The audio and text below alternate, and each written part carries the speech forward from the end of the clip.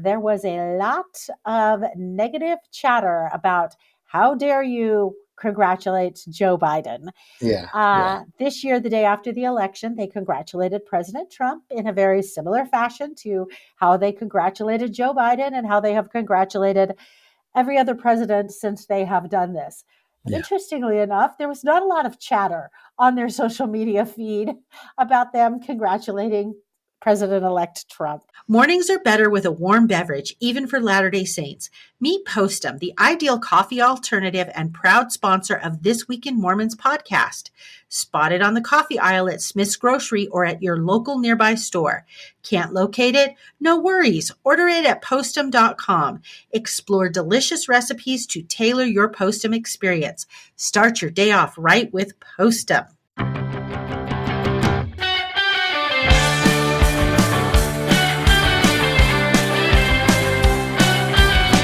Welcome to This Weekend Mormons. This is the Twim Taffy edition, which stands for Tiffany and Friends for You. And I am here tonight with John Bernheisel. First of all, Yes. did I say your last name Yeah, correctly? yeah, you did. Bernheisel. Yeah, You. Bernheisel. So appreciate it. many of our listeners may remember I've had John on before. I had him on for the first time about a year ago. It was around Hmm. Christmas time.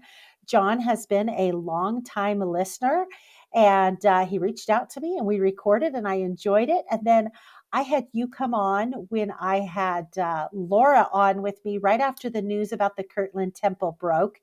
The Yeah, church buying those properties because John is likes to fancy himself an amateur historian, yeah. and so you shared a lot of thoughts with us about the Kirtland Temple, and that was a great episode as well.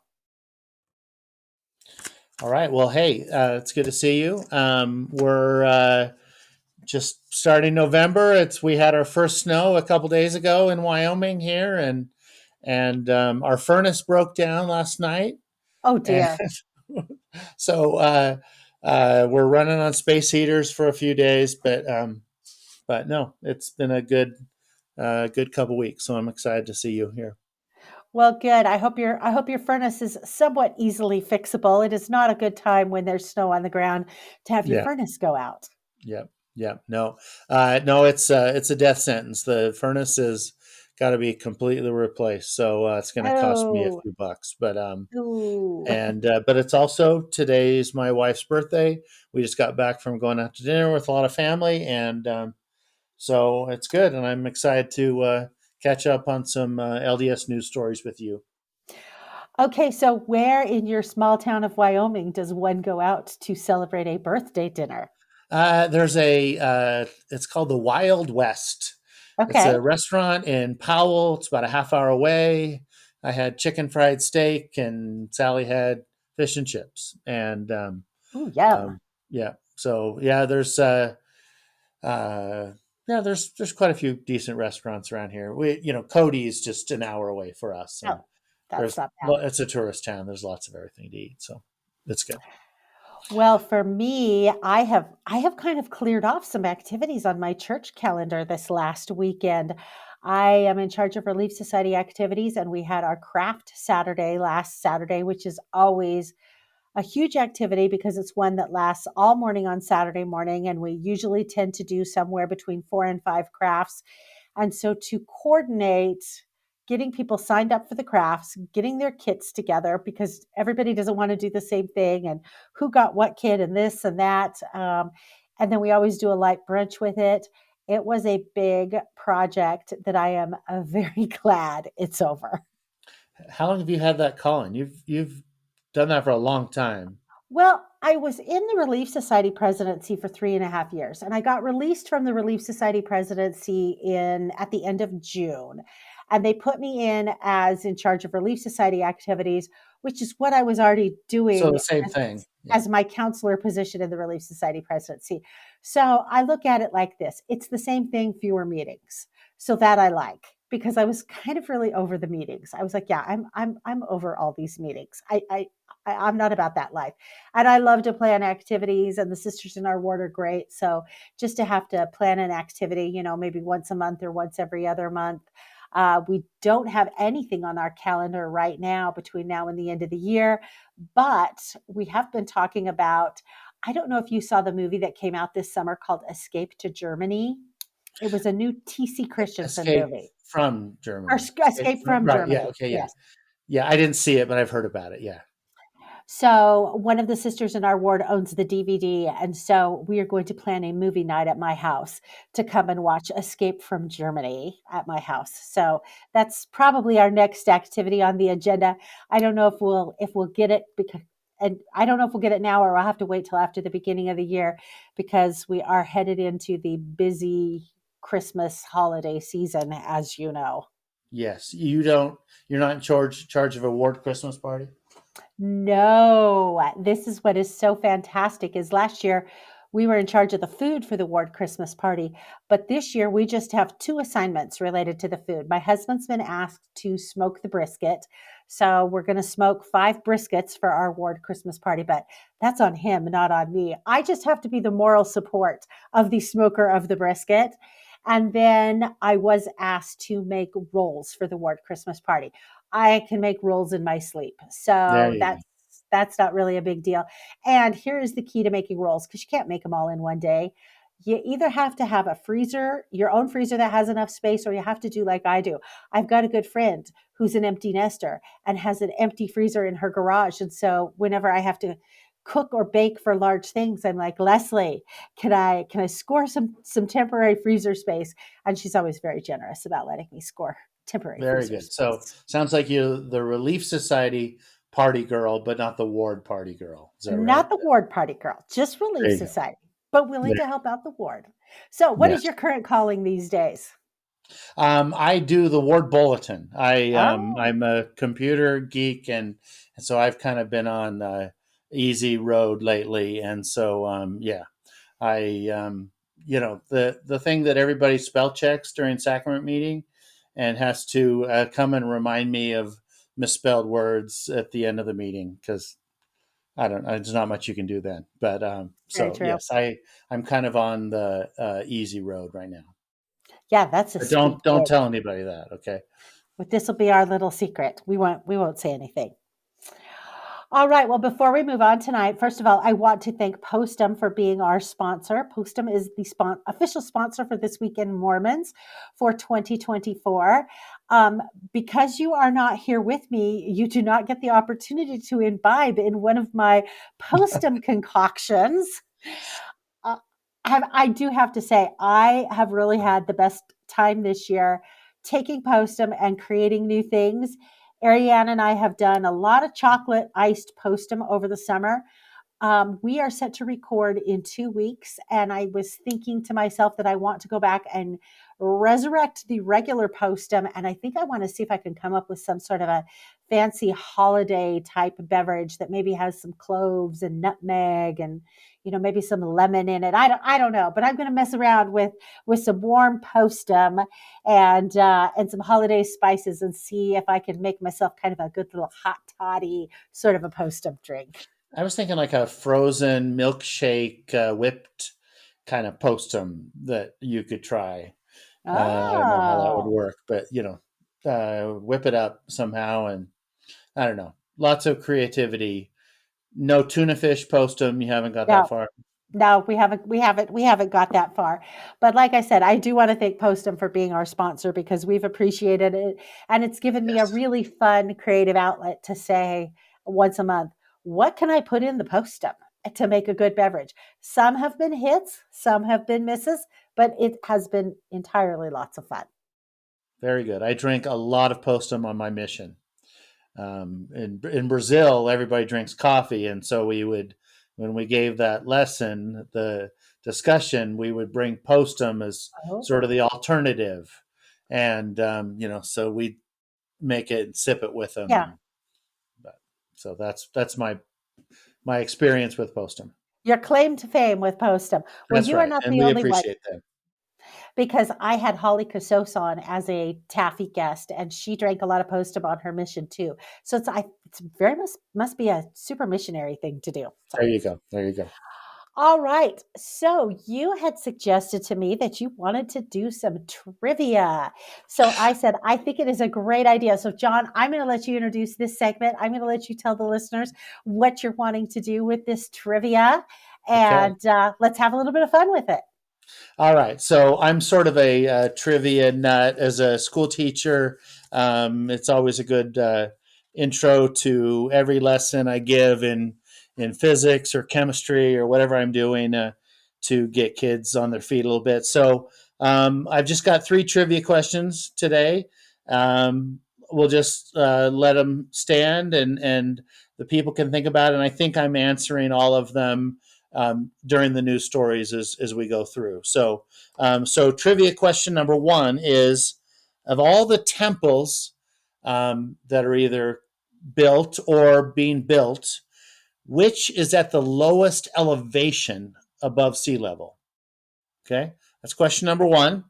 Lowest temple in elevation. Question number two: what movie has made the most money in the box office in movie history that has any sort of an LDS theme to it?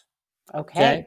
So when I first thought it, I was thinking like, the Singles Ward or the RM, those funny ones that came out, the early 2000s. So that was the first thing that came to my mind, but I'll let the listeners think about that.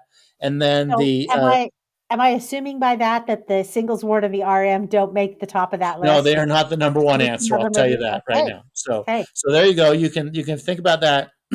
And the third question I have just to think about is: what year were sister missionaries first called in the church in church history? When did as like a regular calling? Obviously, women have done lots of things, but when did they first go like on a traditional mission, or what we would think of as as a traditional mission? So there's my three trivia questions: lowest temple in elevation, first year sister missionaries, and what movie in history has an LDS theme that's made the most money in the box office? Okay, Okay. Ooh, so I'm there you go. You excited. can think about those. I have some thoughts. I have no Okay, idea if my thoughts are correct, but I have some thoughts. all right. Well, when we get closer, I'll let you guess, and that way we can get the listeners a few minutes to think about those. Okay. All right. Well, let's go and start with some news stories since that's why we're here tonight. You would have to be hiding under a rock if you did not realize or know that this week was an election week here in the United States of America. And I think it goes without saying that no matter what the outcome would have been, one way or the other, it was going to be a heavy, heavy news week. We obviously had the outcome of President Trump, former President Trump, now President elect Trump. We have the Republicans have taken over the Senate, and I haven't heard yet today where the House races are. I think it's I know still it's close. too close to call. Yeah. Yeah. So, thoughts on the election, John? Well, so I was trying to look up a little bit on the number of senators and representatives, and don't quote me on this, but I think right now is the way it'll stand. There will be three um, members of the church that are in the United States Senate. Of course, Mitt Romney he'll end his term at the end of this year, and he'll be replaced by John Curtis, who's also a member of the church, and then Mike Lee, and then Senator Crapo from, how do you pronounce that, from Idaho? It's actually Crapo is how Crapo. the Okay, name is sorry, pronounced. sorry, Mr. Crapo. So those are the three LDS senators, and then the best count I have is there's going to remain 8 members of the House of Representatives. Okay, so I was talking to a friend who said that about 2% of the House and Senate combined is LDS, and that's just slightly higher. I think the United States is like 1.8% LDS. So some years Closer we've been considerably above. We're just slightly below. But I live in Wyoming, and my community. Um, there was no question that President Trump would win from the Wyoming perspective. I think people in my town were more concerned about who got on the school board and the town council than the president. But no, it was fun. I got to vote about 7 p.m. Tuesday night, and I'm just before the polls close, and I'm thankful that I live in a country where I'm allowed to vote. Exactly. Well, and of course, the first presidency issued their standard message. Every 4 years after a presidential election, they always do a news release. Usually it is the day after the presidential election. 4 years ago, because there was a lot of disarray after the presidential election, Yeah, it yeah, took them about a week before they issued their statement congratulating Joe Biden. What was really interesting is I recall 4 years ago when they issued that statement on their social media feed, there was a lot of negative chatter about how dare you congratulate Joe Biden. yeah, yeah, This year, the day after the election, they congratulated President Trump in a very similar fashion to how they congratulated Joe Biden and how they have congratulated every other president since they have done this. yeah, Interestingly enough, there was not a lot of chatter on their social media feed about them congratulating President elect Trump. yeah, But again, just very standard fare that the church does. Uh, and the thing that I liked about it, and they did this 4 years ago, is they said, we encourage our members and everyone in the country, whether it's this country or the country that you live in, to pray for your political leaders and pray that they will have wisdom and inspiration. And I really like that the church reminds us to pray for our political leaders, because sometimes we like who our political leaders are and sometimes we don't. And it can be a very Christ like thing to pray for people that you do not like. I believe he encouraged that. yeah. No, absolutely. I've been in lots of countries in my life where um, people have never had a chance to vote, and it's a blessing. And certainly, we want, whether we're happy again with the president, we still pray for our country, and we pray for the president and our local school board. We want everybody to to follow the right path, and so it's a good thing. I think we take it for granted sometimes in our country of the freedoms we have, and Yep, it's a good reminder. it is a good reminder. So, It's all just right. something, just real quick, something fun that I teach in a school, and so we had about just 6 kids in our senior class that got to vote for the first time. So the whole class went over to they just walked over about 2 blocks to where the poll was, and it was the kids were pretty moved by the fact that they'll always remember getting to vote for the first time, and it was a good day. It was a good thing. That is awesome. So do you just have one polling place in your town then? Yeah, yeah. There's just one. It's in the town hall. There's that's the only choice. So But you know what? What a great memory for those kids to be able to do that. How many people can say, "Yeah, we left school on election day. We weren't able to vote, but we went over there with everybody who was able to vote and got to have that great experience." yeah, no, it was a good thing. It's a great memory that they'll have forever. Okay. All right. Now our next story, you brought this one to my attention. I did not realize that there had that about what happened this election cycle regarding Prop 8 in California, referring back to Prop 8 in 2008. So, John, why don't you take it away and tell the listeners about this? Yeah, so just a little background. I think we all remember in 2008, the state of California had a vote. It was on the wording of what defined a marriage, and almost literally on the ballot, it said in 2008 to define marriage as between a man and a woman. Okay. And church members, I had family and friends that were very involved. The church, the church members, with the encouragement, I think, of leaders of the church, I had family that knocked on doors, and they were trying to get out the vote to make sure that it passed in 2008, so that it defined marriages between a man and a woman. And so I looked it up, and in 2008, that passed just with 52% of the vote. And so since 2008, in the California Constitution, it is said that what defined a marriage is between a man and a woman. Of course, in 2015, the U.S. Supreme Court ruled for Obergefell, I think is how you pronounce it, that basically allowed gay marriage. And so since 2015, that's been the law of the land. But for whatever reason, because it's in the California Constitution, they hadn't changed the definition, and so for the last almost 20 years, that wording has remained in the California Constitution.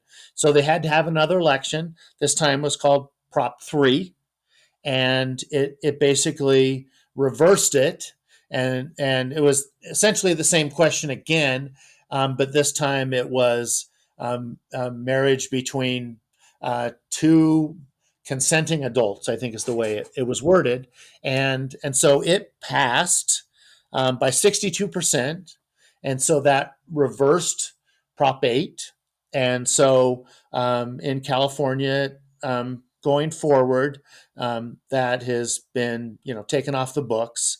It was interesting to me that and I personally, I this is a good thing, but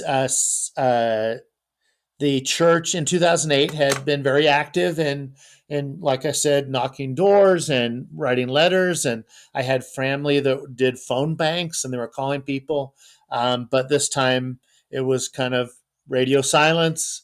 The church, as far as I am aware, didn't issue any statement, and so because it was kind of a moot point. It's like one of those old laws that really, since 2015, hasn't been significant, and so that was taken off. But it's just a little church history, that that change has been made, and we're moving on, and it sounds good to me. So I'm I love sometimes when we learn church history stops in 1844, and I think all this is part of church history, and it's part of our story. We're making church history every day. That's right. It That's right. is. It's very interesting. Like I said, I had not heard anything about this until you, I believe, posted the story on the Facebook page. Because just like you said, there was nothing from the church. It was a complete. I mean, I don't want to say reverse course of action than what they did in 2008, because obviously the church's position on marriage between a man Sure. and a woman has not changed, but it was a reverse course in terms of they decided to not get involved in the debate down there, and probably rightfully so, simply because, as you said, the law of the land has changed with that Yeah. Supreme Court decision, and even if it hadn't been repealed or the wording changed, the outcome would still remain the same. Yeah, Be yeah, married and between. I mean, the church's PR people are smart. It wouldn't have been a good look. It would have been a no win situation, and so they did the best thing, I think, just to let it go, and so now it's in the past, and it's just part of history. So, I think this is a case of picking your battles, and they decided, oh, this absolutely, time yeah. around, we don't want to pick this battle. We'll save our energy for a different battle on a different day. Yeah, yeah, definitely, and like you said, the message is still out to the members of the church on the way that the church's official position stands, but it doesn't affect the California Constitution anymore. So it's good. All right. Um, We had a missionary pass away. yeah, and I sometimes these stories are hard. And there was an elder Muabe, who was from Zimbabwe, and he passed away. It didn't give a lot of details in the story. It sounds like he had a medical issue of some kind, and he fell and hit his head, and he later passed away in the hospital. Just a couple of notes about that. He was serving in Benin, which is, he was basically going from one side of Africa to the other to serve, and I thought that was interesting. I didn't know how much We had a missionary not long ago from Africa serving the Billings, Montana mission. Can you Wow. imagine getting a opening up a call in Kenya and having to find out where the heck Billings, Montana is? But anyway, so he was serving in a whole another part of the continent. Um, According to the Salt Lake Tribune article, that was the eighth serving missionary that passed away this year, which is sad and hard. I believe it's a And record number that the church has never lost 8 serving missionaries in 1 year. yeah, yeah, and so last year it said there was seven, and so hopefully that's not a record that we break by any more. You know, obviously, there's car accidents and there's these sort of things that happen, whether they would have been on a mission or a home or not, and so, but it's tough. I just can't imagine. His family was, I looked it up, and his family was members of the church, and so it's tough. It's tough Yep. for that family. So Our prayers and condolences go out to them. So absolutely, thank you. all right, well, let's move on to the Perpetual Education Fund. It's expanding opportunities and making education more affordable to help some 113,000 Latter day Saints in more than 80 countries. Now, I remember when President Hinckley instigated the Perpetual Education Fund, and I thought that was such a smart idea. And I believe both my ex husband and I believe we donated some money to the Perpetual Education Fund because we were just big proponents of education and knowing that the church does a good job with stewardship over the resources that they have. And so the enhancements that they've made is they have allowed a broader choice of schools and programs as well as financial options to make the loans more affordable. And they've always allowed the loans to cover the cost of tuition, fees, and books, but it's expanded to cover other education related costs. And the additional coverage will allow more members to benefit from additional education and learn high demand skills. So I think that this Perpetual Education Fund, in addition with the Pathways program that they have really expanded worldwide, is just providing a lot of opportunities for members. Obviously, not so much in the United States of America. We have lots of opportunities for education here, but in a lot more, in some of the developing countries, they don't have the opportunities and the financial resources to be able to obtain education. And if I recall correctly, one of the requirements of the Perpetual Education Fund was that you had to have served a mission, and that they made that a requirement so that this was kind of a blessing or a benefit of serving that mission. Anyway, and I don't know if that was just for the men or if that was for sisters too. I'm not particularly sure uh, if that requirement was gender specific or not. But the article that we have on it talks about there's one particular sister in particular. Her name was Sune Pacheco of Guatemala. And she talked about how she's been blessed by this program. She was able to obtain an education that once seemed out of reach to her due to the cost. When she learned about the Perpetual Education Fund, she applied for it. And she talks about it was a blessing, a light at the end of darkness, a hope that made my heart feel and confirm that Heavenly Father was listening to me, that He knew my desire to study and graduate. So she was able to go to school. She received financial support that aided her until she graduated, and she now works in Guatemala as a traffic judge. I'm like, wow, I bet what she hears in court is fascinating. No, of course, it's patterned after the immigration fund that was, handcart days and pioneer days. And um, I can tell you, having served a mission in Brazil, that those missionaries that, or sorry, those members of the church who had gone to college, that maybe had gone to Rick's college or to BYU, and then came back to their own country. And I think that's the important part of this, is that they come back to their own country, and then they help in their own country, and it helps their family. It's a positive plan. If you want to say, for a sales pitch, that the church is, has a stronger membership base because they have these educated members and they have served missions, and it's really what you want in church leadership. And so Exactly. I think it's positive all the way around. Um, I I love it. I love it so much. I was surprised the 113,000 number. That was way more than I had imagined that it Yeah. was. Yeah. No, I think that's awesome. And just for what you said, is it really helps then, especially when these members return or stay in their country for education, to build the church up in the country that they're in. And that's exactly what the church needs. Is we're very strong here in America, but we need to have pockets of strength all throughout the world. And by having educated members who can earn a good living, then it gives them the opportunity to serve and to help others and to, again, just really build the church in their area. So glad that the Perpetual Education Fund is alive and kicking, and that they're making some adjustments to it to be able to serve even more people. Yeah, it seems very healthy. It's a Yep. great thing. All right. Well, let's move on to some sports news. If you've at all listened to this podcast, you know I am a big Olympic fan.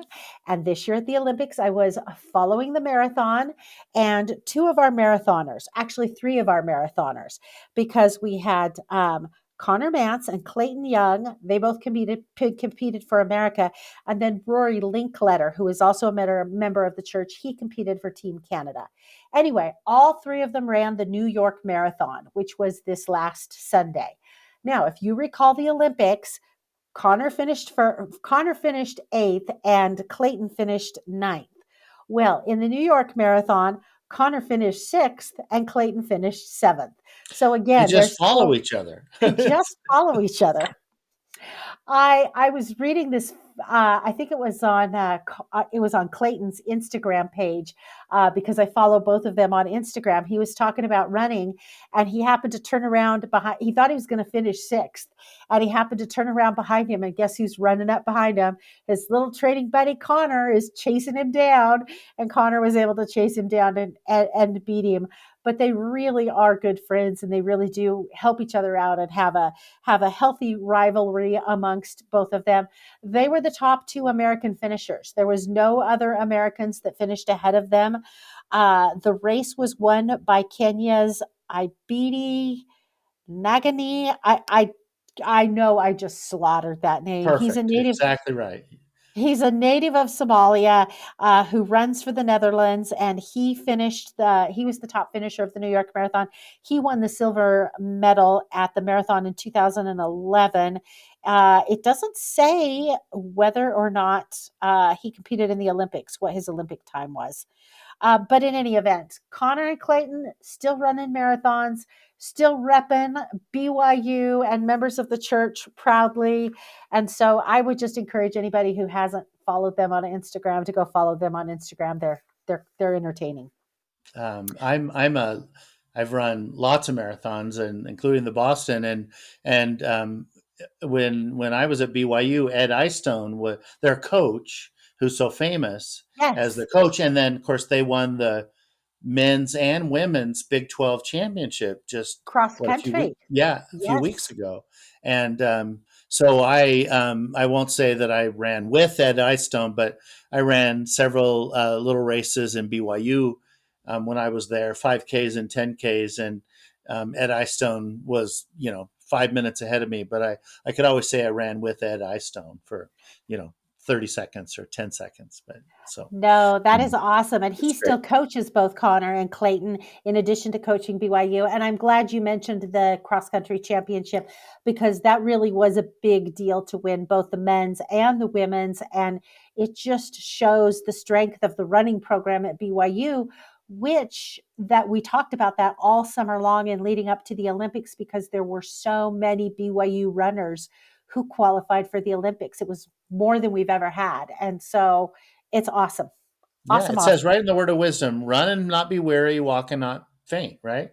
So it's Exactly. built into the scripture. So I'm a little slower now, but I get weary, but so I need to do better. But no, it's fun when the church does so well. Members of the church do so well in that. I'm excited about that. Well, let's talk about another Olympian real quick. This was an Olympian who didn't have much success. So there was a woman by the name of Sherry Hawkins, a member of the church. She went to the Olympics this year in the heptathlon, and she has been competing in the heptathlon for a number of years. She was raised in Rexburg. She went to Utah State. She now lives in the San Diego area. And the heptathlon is a 2 day event. And she describes it as like 2 15-hour days. I can't remember how many like different events they compete in. They compete in a whole bunch of Seven. different track, Seven. seven track and field events. And so her first one that was up was the high jump. And what ended up happening is you get three chances to clear the bar on the high jump. And she missed all three chances. And the bar was set like really, really Yeah. low. She had easily cleared this height a number of times before. And so it was devastating for her and very much a surprise to USA Track and Field when she did not clear the bar. Now, a couple of things happened. She said that it was kind of a hot mess out there on the field.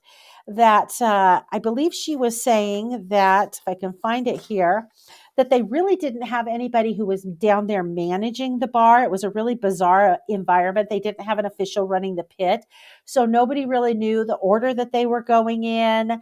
And so, all of these athletes have this whole kind of specific training thing and this focus and usually kind of a set number of steps that they go through before they compete, whether it's the heptathlon or any other race that they might be competing in. And what ended up happening was she'd missed the bar these two times. She was getting ready to do the third bar. She thought that she had more time, and then she realized she was the only jumper left and the clock had started running. And so she went and jumped, and she just hadn't been able to have that time to mentally prepare. And she missed the bar. And so she was absolutely devastated. And so there's a lot of pictures of her. There were photographs of her. She was with her team. She was crying and very upset. And at this point in time, she knew she had zero chance of getting a medal. So she had a couple of choices at that point in time. She could continue on and compete in all of the other events, or she could just say, I'm done and walk away. So she said that when she was talking with her team, she had to decide if she was going to choose resilience over resignation. And I just really loved that because I just thought, how many times in our own personal lives do we suffer these defeats? And we could just give up and walk away, or do we choose resilience over resignation? And so this is what I really liked that she said in the Deseret News article. She said she chose resilience over resignation, and she said, I wanted to do it for the person talking to you right now. I knew the person I am now. My future self needed that self at the Olympics to finish the meet. I knew that if I finished, my pain would be gone. And I really liked that perspective of she wanted to quit, but she knew her future self would regret that. So she was going to stay in it so that her future self would not have that regret. And I loved that sentiment that she shared. She ended up not finishing dead last. She ended up finishing, I think, third from the last, but she finished the race and she competed in these other races as if she was still in the game. She didn't go, well, I'm just here, perfunctory to check the box. She competed as if she was still in the game. And I just think it says a lot about her. The other thing, too, that she said is she said, despite the circumstances behind what was going on in the pit and not being able to prepare, she said, I still take full responsibility and accountability. I'm the one that knocked the bar off three times. I was the only one who did that. And she said, what I like to do is allow my knowledge of my circumstances to help give me grace. So she wasn't blaming anybody else. She wasn't blaming the circumstances. She took full responsibility for it, but said, but I'm going to give myself grace in this situation. And so I just thought that there was so much to learn from, you talk about the thrill of victory and the agony of defeat. So much to learn from her agony of defeat that has such real world takeaways for us who are not Olympic athletes. Yeah. So many life lessons. I remember. I didn't know until like a few weeks later that she was LDS. I remember seeing they showed clips of her just sobbing and sobbing and sobbing, after this happened. And I, like you, I watched the Paris Olympics, as much as I possibly could. I didn't realize she was LDS till later. And, but like you said, it's tough. She could have easily gone shopping in downtown Paris and had a good time, but she stuck with it, even though she had no chance of medaling as soon as she missed those heights. So it's a great Yeah. story.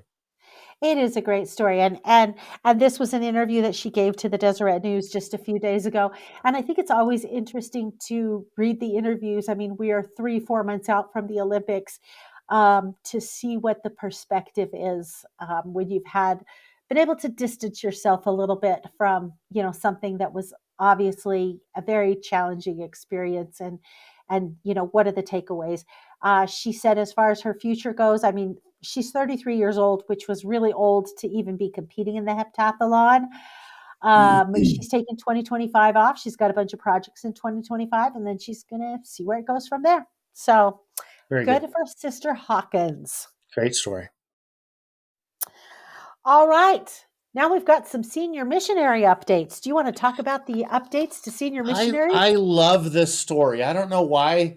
I've talked to several friends and they're going, "Oh, it's no big deal. It's just not a big story." And I think they mentioned a little bit a week ago on the podcast. But so I have several friends that are about my age, a little gray hair, and for lots of reasons, they are single men, whether they have been divorced or widowed, or maybe they've never married, or for whatever reason. And I've had conversations years ago that them saying, I'd love to go on a mission, and I think the old sort of maybe thought was, well, if they're single, they should get married. There's lots of single women in the church, and so they need to go ahead and get married. But not everybody has that. I have a friend of mine who's a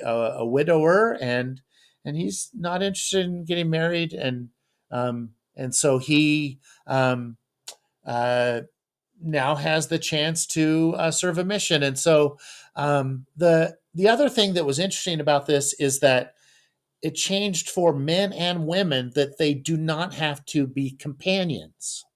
Hmm. So I've known a few uh, older women, I guess, that have gone on missions, and they said, it's kind of awkward. You have to share an apartment with some 70-year-old lady that you don't know, and people get set in their ways, and it gets hard, and so sharing an apartment is weird, and then having to like sort of follow those missionary rules where you have to be together at all times and everything, and so as far as I understand, for both men and women, that's gone. And I think the church is smart. They're taking advantage of so many members of the church who want to serve, to do something. And so I have a quick list here. There's a website.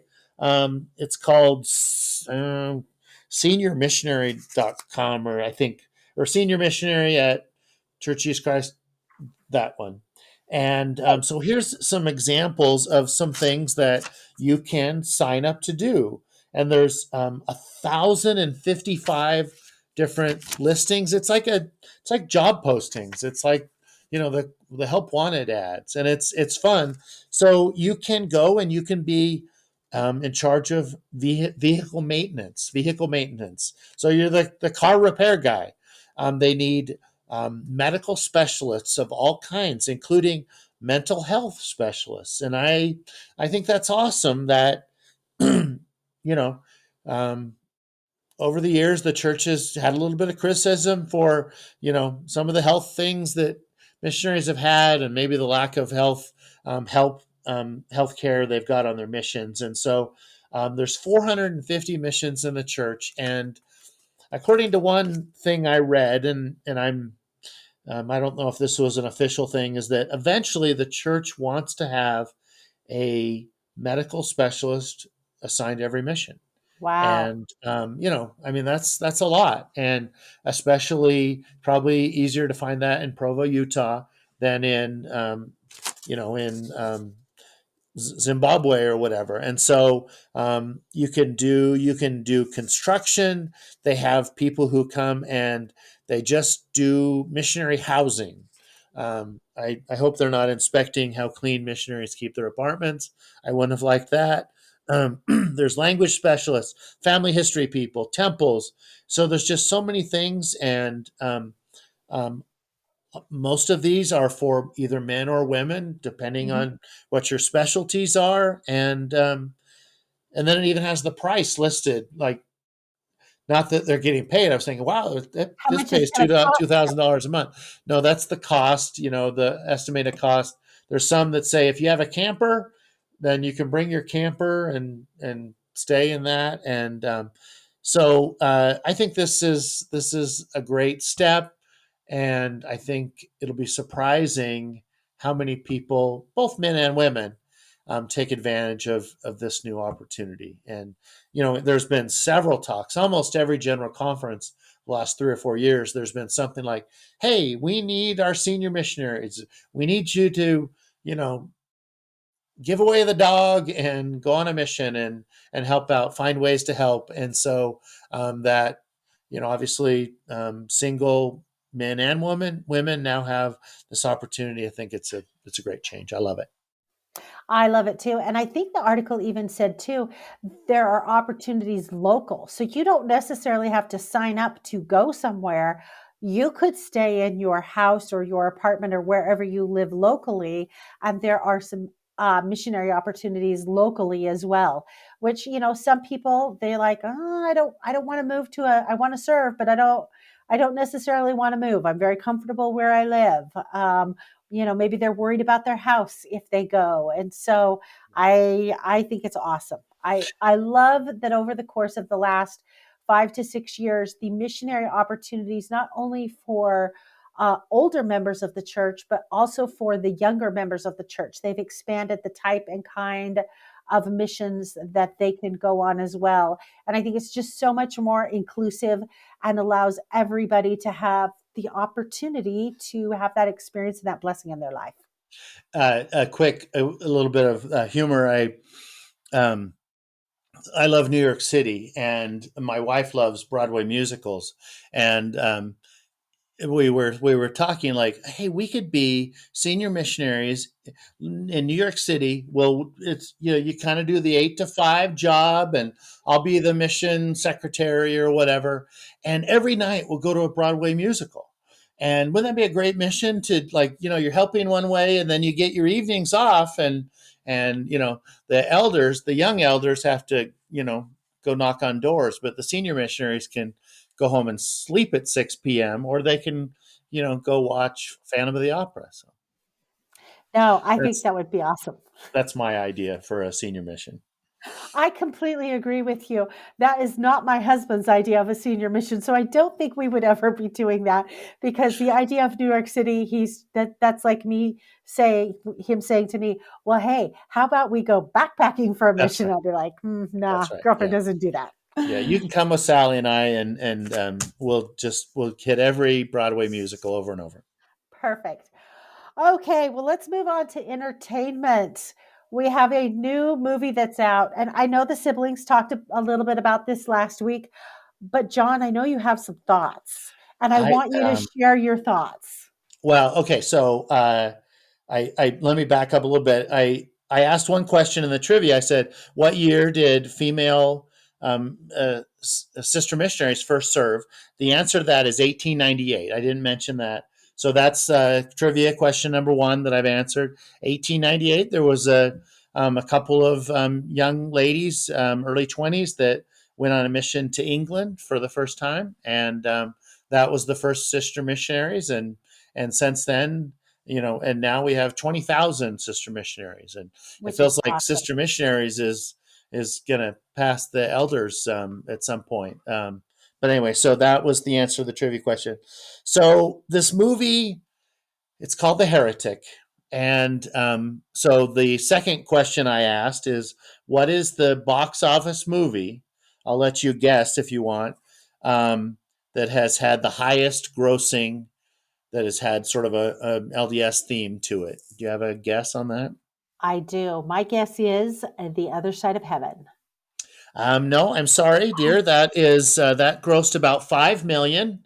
Had Anne Hathaway in it. Kind of a big deal, but no, it only grossed 5 million. I was kind of surprised. Of course, in our world, I've watched it 4 times on DVD. But the biggest box off. Well, the correct answer right now is the movie The Heretic. It made more money today than any other LDS themed movie in history. I'll get back to that in a second. The second most is Meet the Mormons. Mhm. It was 8 or 10 years ago. It was kind of the story of several members of the church. That was when the word Mormon was still in vogue, and but anyway, that made $6 million.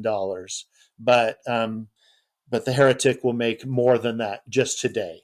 So I have a few thoughts about it. So this is for those of you who haven't seen the 1,000 ads that appear. It seems like it pops up on my computer feed and my Facebook feed. But the movie is called The Heretic. It's starring Hugh Grant. Of course, he was the rom com heartthrob. Notting Hill. He was in Four Weddings and a Funeral, and of course, my wife's favorite, Sense and Sensibility. He was in all those. Felt like he was in every 1995 through about 2005 sort of romantic comedy. And so this is an entirely different genre for him. It's a horror movie. It's rated R. I haven't seen it, but this is. I kind of did a deep dive, and so if you've seen the ads, the story is these two Christian missionaries. It's kind of a darker evening. They knock on the door, and he invites them in, and he says, "Oh yeah, my wife's in the kitchen doing something," and then he locks all the doors, and it is a psychological thriller. And um, and so um, I know how it ends. I've read the whole thing, and I know that it is also very violent and very bloody. Just I'll give you the heads up on that.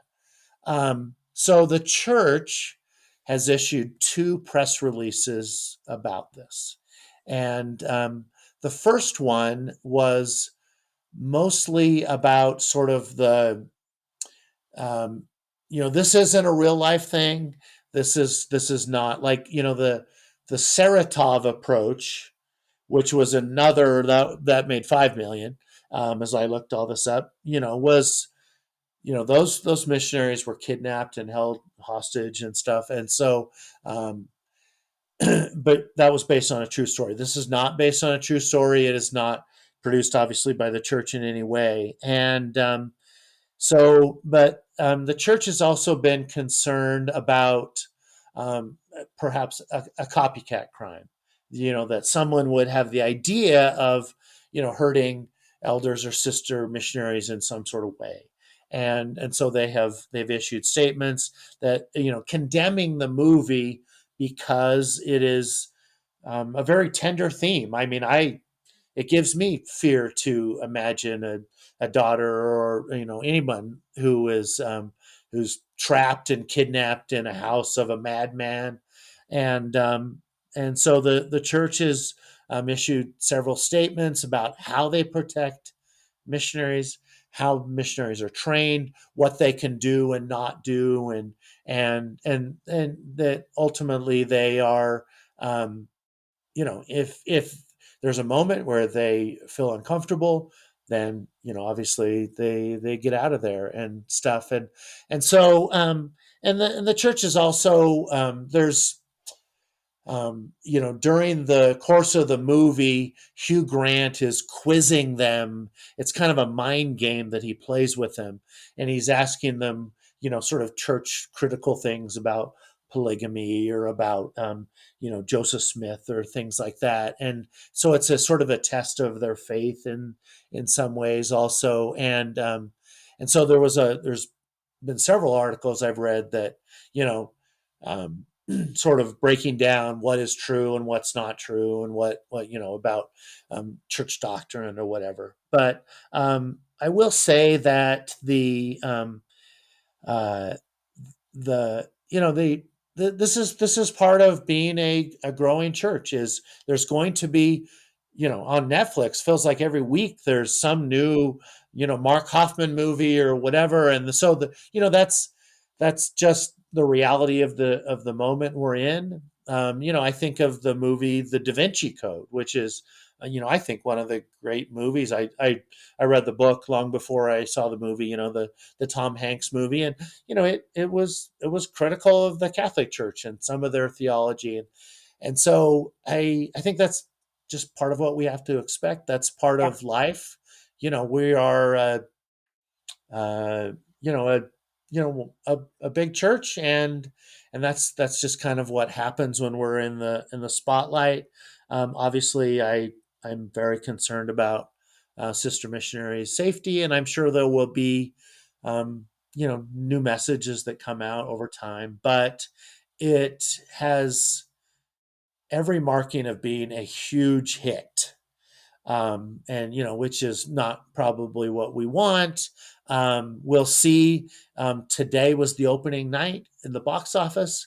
I know there was almost 100 theaters in the Utah area that were Wow. carrying it, and just sort of the things that I see online is that it's lots of people in Utah are going to see it, Wow.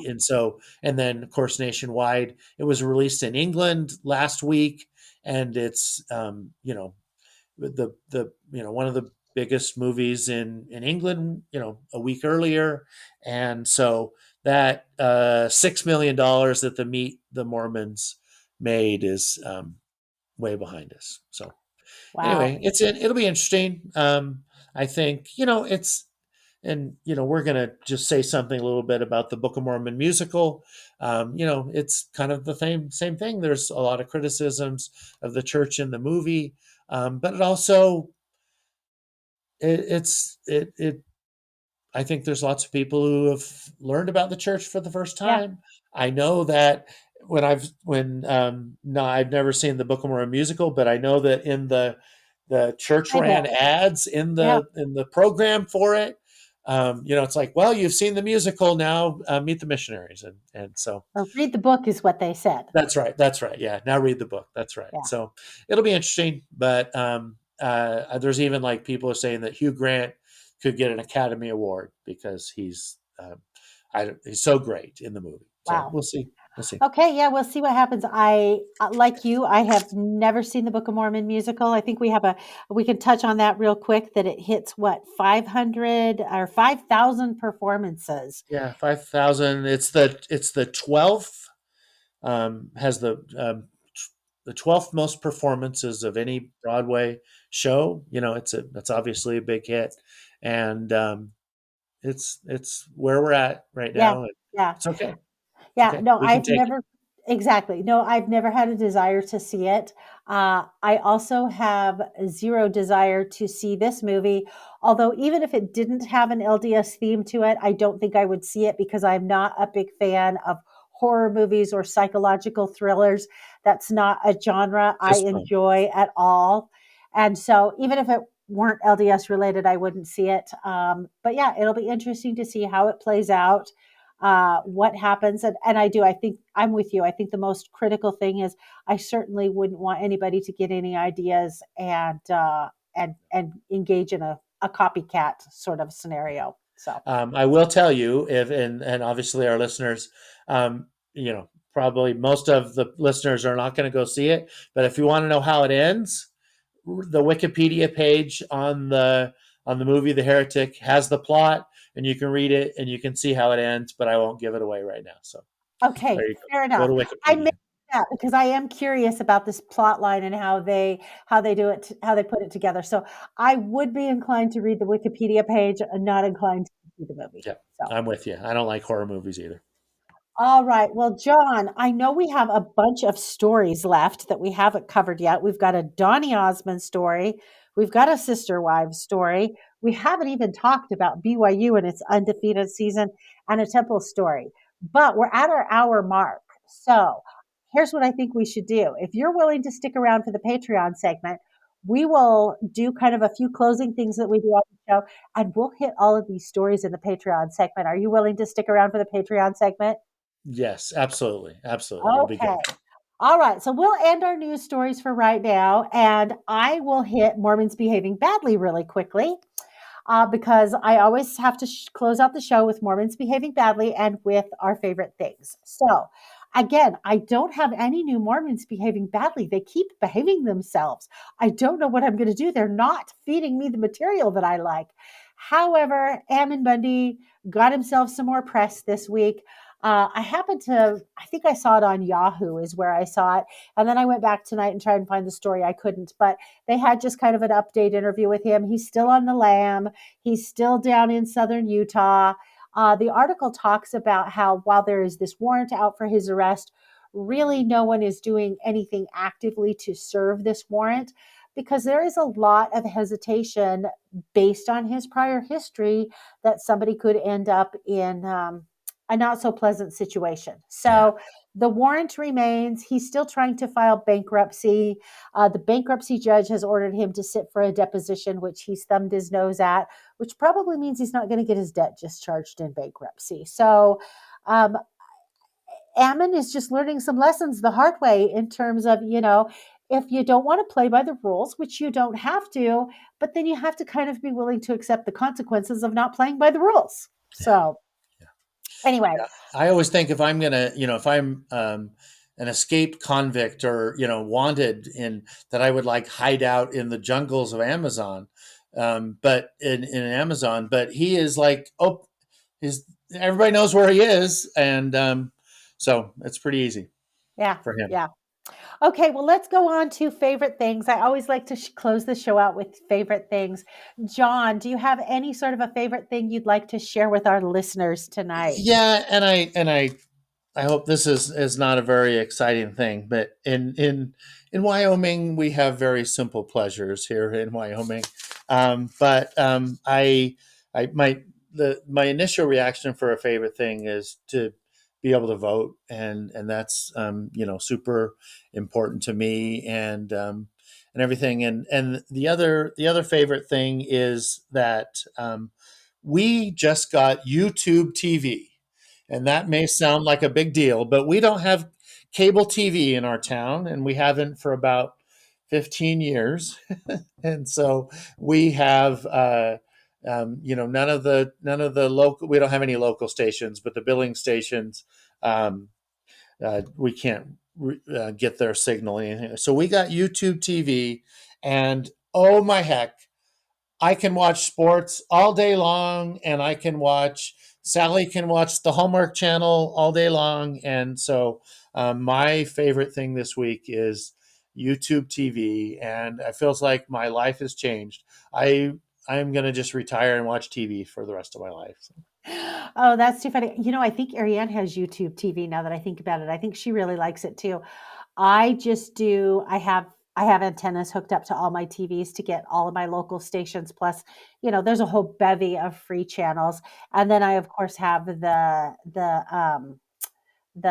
you know, Netflix and Sure. Hulu and Yeah. uh, Amazon Amazon Prime Prime, and those half of them ones. you pay for, but you never use, right? It is really true. The one that I pay for that I use all the time is Peacock. That is really the only one that I use all the time. There's lots of stuff on Peacock that I like, and Hallmark Channel is on Peacock, so I can watch all the Christmas movies via my Hallmark Channel. And But the Today Show, right? and the Today Show. But I can't get rid of Amazon Prime because I'm going to be paying for the delivery. And now I can't get rid of Hulu because I got sucked into the Secret Lives of Mormon Wives. There you go. Yeah, And Netflix has good stuff, so I can't really get rid of Netflix either.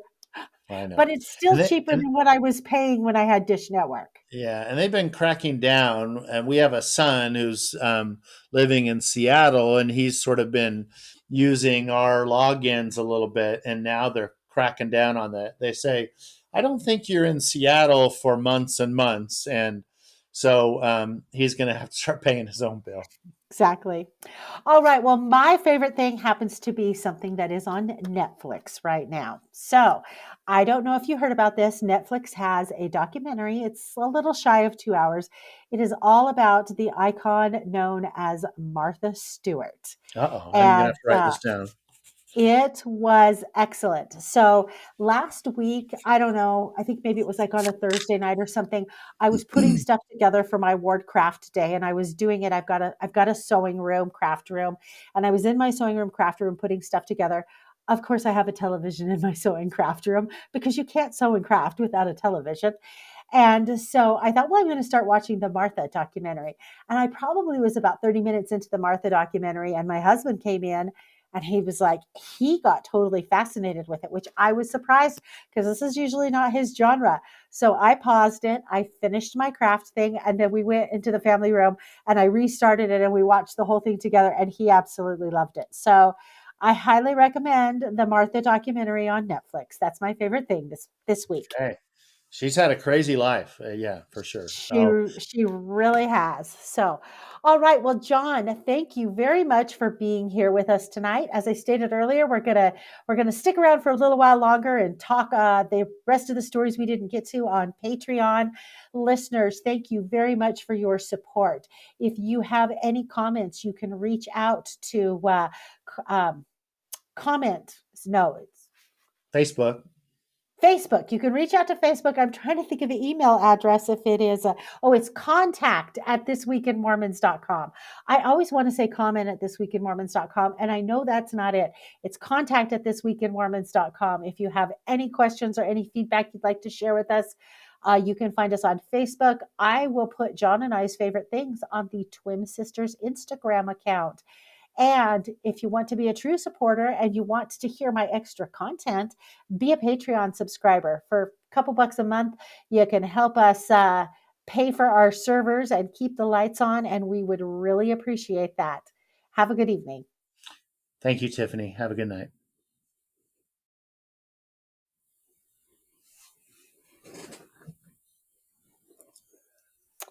All right. Welcome to the Patreon edition of This Week in Mormons. Hopefully, all of our Patreon listeners have listened to the show because I am back here with John Bernheisel, and we're just going to hit some stories that we just ran out of time for in the regular show because we just couldn't quit flapping our jaws because we were having such a great time together, John. Let's talk about Donny Osmond, should we? Well, you know what? Before we get to Donnie, I have to talk my sister wives story. So, Okay. these sister wives, as you may or may not know, they are still kicking around on TLC with their show. Now, when the show originally started, Cody had three wives, and then he acquired a fourth. And then in the last year to year and a half, uh, the three original wives have all divorced him. Spiritual divorces because none of them were legally married to him, but they have all gone their separate ways. And so now he is only left with the fourth wife, but the show still continues on and follows all of them, which I find to be so fascinating. So, two of the original wives, Christine and Janelle, are actually pretty good friends and they hang out a lot. Christine actually got remarried. Janelle doesn't appear to have any interest in dating or getting remarried or anything like that. Anyway, they were out at an event and they got asked about um, the Hulu show, The Secret Lives of Mormon Wives. And they, because, we got two different kind of reality Mormon genre things going on here. And so they were asked about it. And Janelle said, I didn't know about them until this trip, and I had to do a deep dive. She shared this with Us Weekly, a very fine, well established magazine. And I'm like, wow, that's not the Mormons I know. So, for those of you who don't know, Janelle Brown was actually raised Mormon. In fact, her first cousin lives in my ward. Just a fun fact of trivia. Anyway, she was actually raised Mormon, and she subsequently left the church and converted to the church that Cody belonged to, which is an offshoot of the Mormon church. I can't remember which offshoot it was.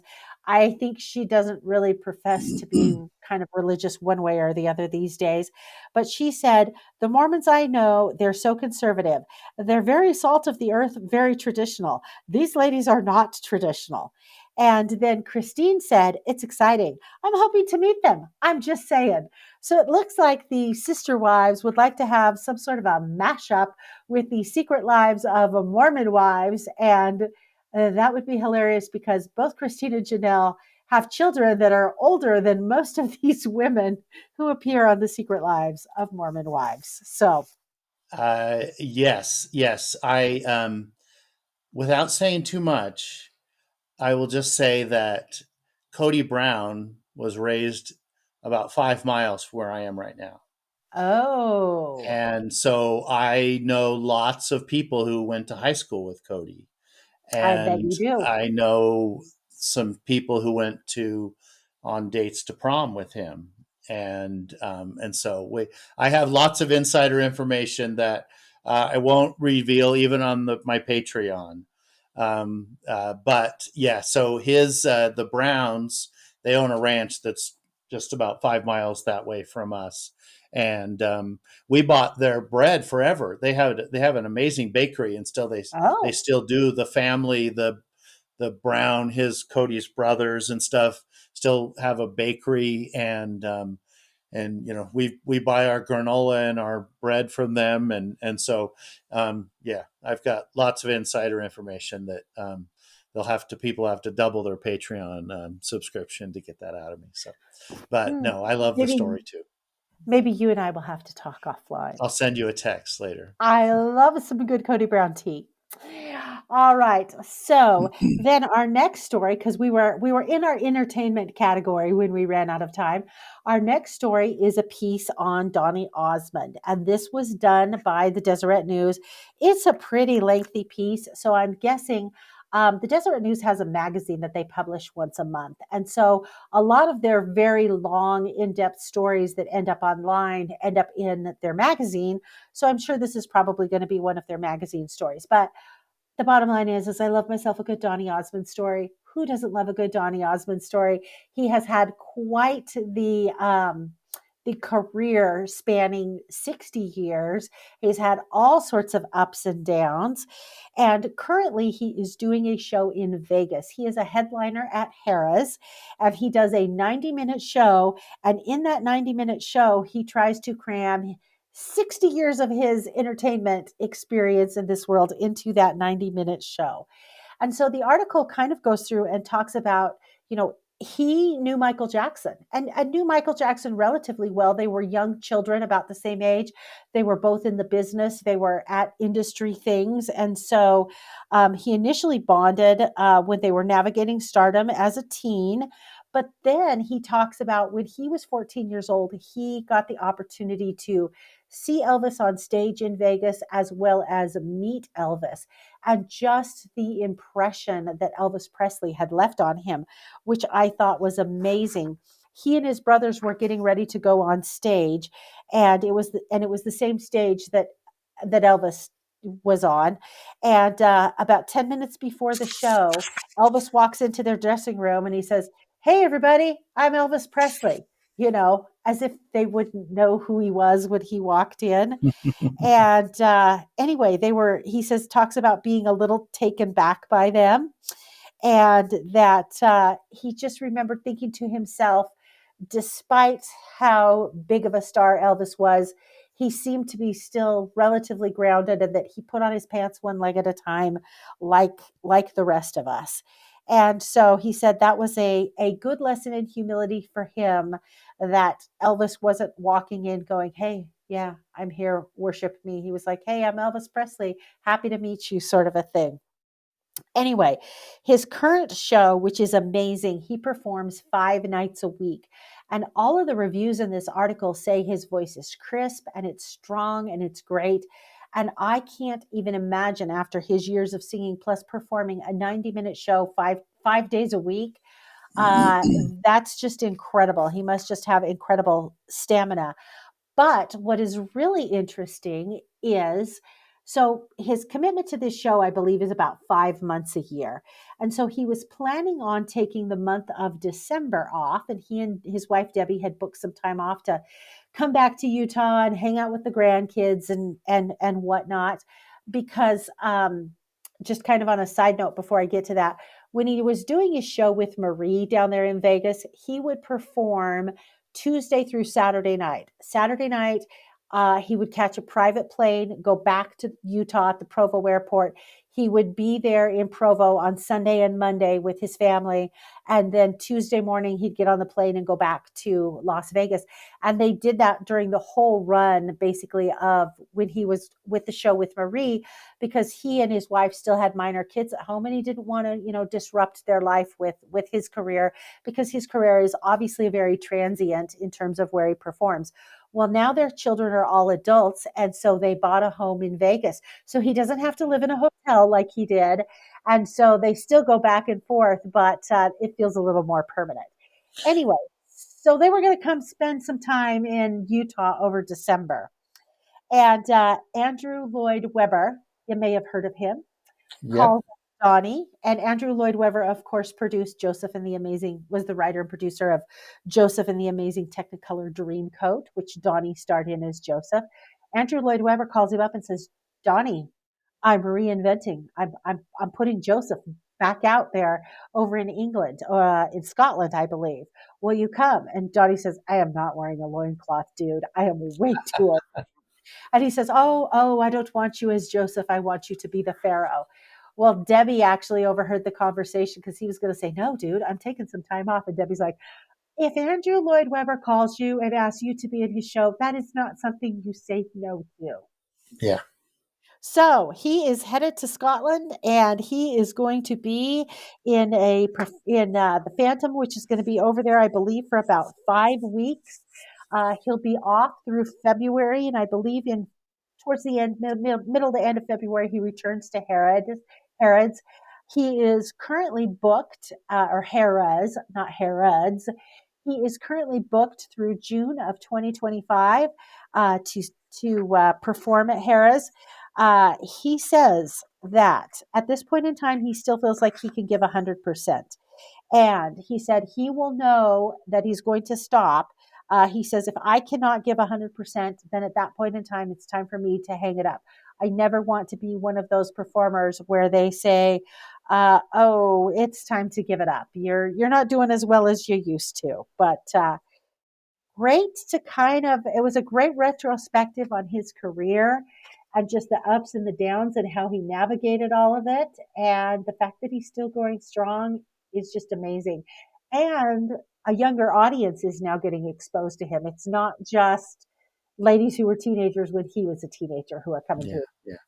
Um, my wife is a huge Donny Osmond fan from obviously when she was a teenage girl and she wore purple socks and the whole bit. But 10 years ago, we went to Vegas to see the Donnie and Marie show. And I was sort of skeptical. It's like, okay, I'll go. And it was an unbelievable show. I mean, it was like, a multimedia extravaganza. All the scenes he would sing along with his 14-year-old self singing, with Michael Jackson or Elvis or Neil Diamond or the Beatles or whoever it was, and it was very impressive. And so, if we can just keep it a secret from Sally that he's doing his own show, um, but no, he's quite a performer, of course.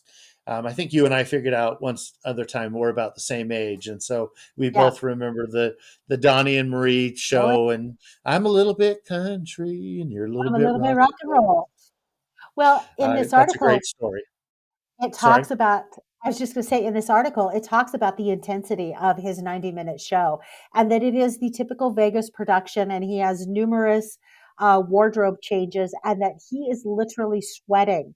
Like sweat is pouring off of him when the show finishes, and it's like he's run a marathon. And so I'm like, well, Yeah, I guess that'll be in shape when you're in your 60s. yeah, he's an athlete. He really is. It's an amazing show. So Really is. great story. Thank you. Okay. how can we let the evening slip away without discussing BYU and its Well, football we'll team? be quick here. So it's called the Holy War, and they've been using that term for about 50 years. The BYU Utah rivalry in football is, not as big as Alabama Auburn or USC UCLA, but it's one of always listed as one of the top 10 rivalries in college football history. They first, I've got a few notes here, a little trivia for you. They first played in 1896. Utah is dominating the series. They have won 62 games against BYU's 35. Hmm. Um, and the last 10, Utah has won 9 out of the last 10 games. Okay. Wow. BYU won last year, or no, in 2021 was the last time they played. Um, they've kind of gone between conferences. They were in the Mountain West together in the WAC, and they've moved around. But right now, they've both settled in the Big 12. And sort of the shock, maybe, of the college football world is that BYU is 8-0. They are in first place in the Big 12. They are a good chance in making the college football playoffs, playing in New Year's Day and beyond. And so the game is tomorrow night at 8:15. Just a little bit more trivia. Of course, the University of Utah's head coach is a BYU graduate who played for BYU when I was going there quite a few years ago.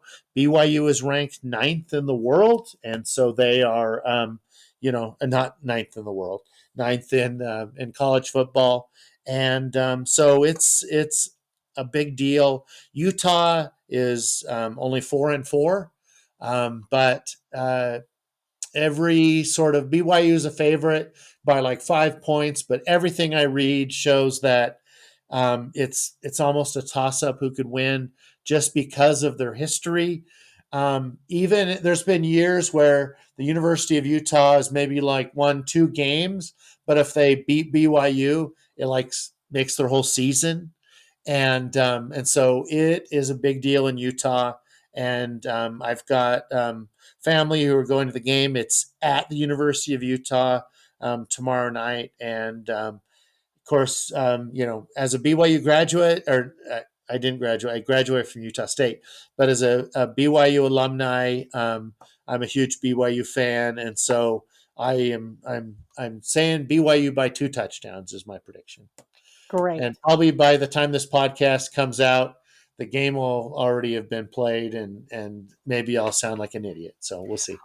Well, our Patreon listeners always get early access. So our Okay. Patreon listeners who listen to this tomorrow will listen before the game. Our Patreon listeners who don't take advantage of their early access, and Okay. then the game will have been played.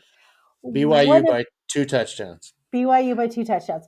And the U has struggled this year, and I don't think anybody predicted that the U was going to struggle this year, No. and I don't think anybody predicted that BYU was going to do as well as they have.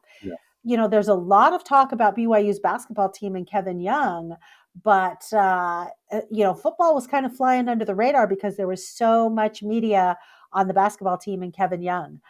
Um, One of the things that I liked that happened this week is, again, if you have been around for this holy war for any period of time, you know that the intensity of it between the fans can just get downright nasty. Yeah, and I And don't like so, that very much. and I don't like that either. And so the presidents of both universities, BYU President Shane Reese and Utah President Taylor Randall, they got together and they did essentially an ad campaign that says rival right.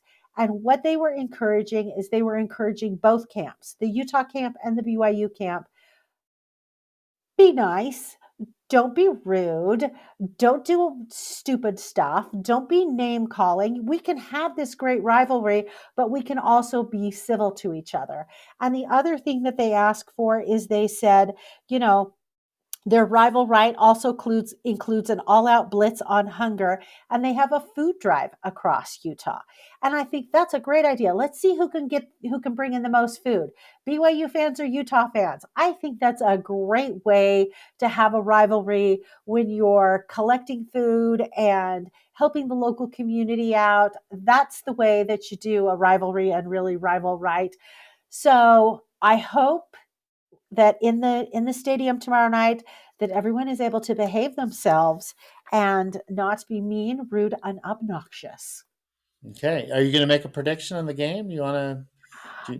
Do you know enough to? Mm. I am not going to make a prediction on the game. I am going to tell you what I do on Saturday nights. You will laugh because my ward is full of two different types of sports fans: BYU fans and Boise State University fans. Boise State is also currently undefeated. Very So good. every Saturday night when I'm on date night with my husband, because we usually don't, my husband's not a big sports fan, so we usually don't watch the games, but I will check the game periodically on my phone and I will check both the BSU score as well as the BYU score because that tells me what the temperature is going to be like in Sacrament meeting the next day.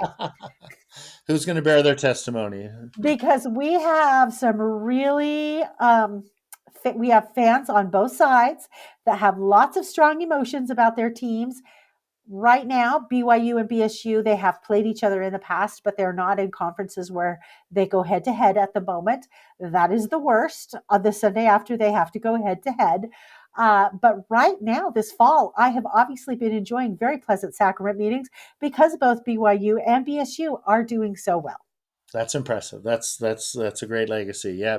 So we'll see. We'll check the scores tomorrow, and it'll either way. It's always a good game. It's It is. rarely a blowout. It's always close, and so it's guaranteed to be a good game tomorrow. Okay, let us finish up with a temple story and what I predict will be your last trivia Yeah, I guess question. I probably should have done that before we cut to Patreon. But Ah, that's okay. Maybe so it'll the question was, what is join. the temple with the lowest elevation in the world? And the answer is in The Hague in the Netherlands.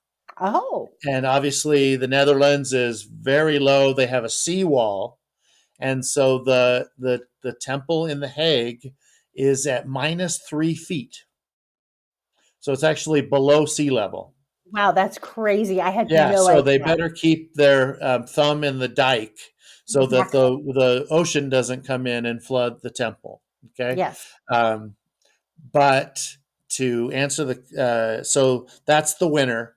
The Kiribati Temple. So Kiribati, for those that don't know, is an island nation. It's just south of Hawaii. Well, few thousand miles south of Hawaii in the Pacific, south of the equator. It's, depends on how you look at it. It's, about 50 tiny islands that are inhabited, very tiny. They're building this temple there. It is, I was surprised, temples often in Utah are built on 15 acres or 12 acres. It's built on zero point 0.8 acres of land. And Wow. land is there's not a lot of land in Kiribati, and so unless you built it out on a pier or on a boat, I always thought there should be a temple on a cruise ship personally, but that just kind of goes around from port to port. Wouldn't that be awesome? That would Anyway, be awesome. the Kiribati temple, zero point 0.8 acres. Let's see, it can't have a basement, and so therefore the um, baptistry, the or baptism for the dead, or take it is not in the basement. It's on a different floor, and that had always been what I'd learned was that the baptistry was below sea level, obviously, or below ground level, and obviously it can't be. And anyway, so that is being dedicated. That not the temple, the groundbreaking is tomorrow, right? Is that right? Yeah, I think so. Tomorrow. Anyway, so fun trivia. Those people have been going to Tonga, Samoa, or Hawaii for a long time. There's just a few wards in Kiribati. Probably it's going to be one of those temples where most of the temple workers are missionaries, and so Mhm. there's a missionary opportunity for you to go in a Pacific island nation, and you can work in the temple from 8 to 5, then you can go hang out on the beach. Sounds like a great idea to Doesn't sound me. bad, does it? So At least if you're a senior missionary. I don't think they let you that's hang out on the beach. Yeah, yeah, I'm not You're a sure what the young rules are. Can you missionary. go swimming as a 75-year-old senior missionary? I'm Who's going guessing to you stop me? probably can. Very good. Very good. All right. Well, thank you, John. Yeah, Thank yeah. you so much for joining me tonight. We've had a It's been fun. great conversation. I've Okay. thoroughly enjoyed it. Listeners, I hope you've enjoyed having John with me here tonight as much as I have. Again, I just want to especially thank our Patreon listeners for their support and their contribution every month. It means a lot to us here at TWIM, and we hope you have a very good evening. Okay. Hey, thank you very much, Tiffany. It's always good to see you.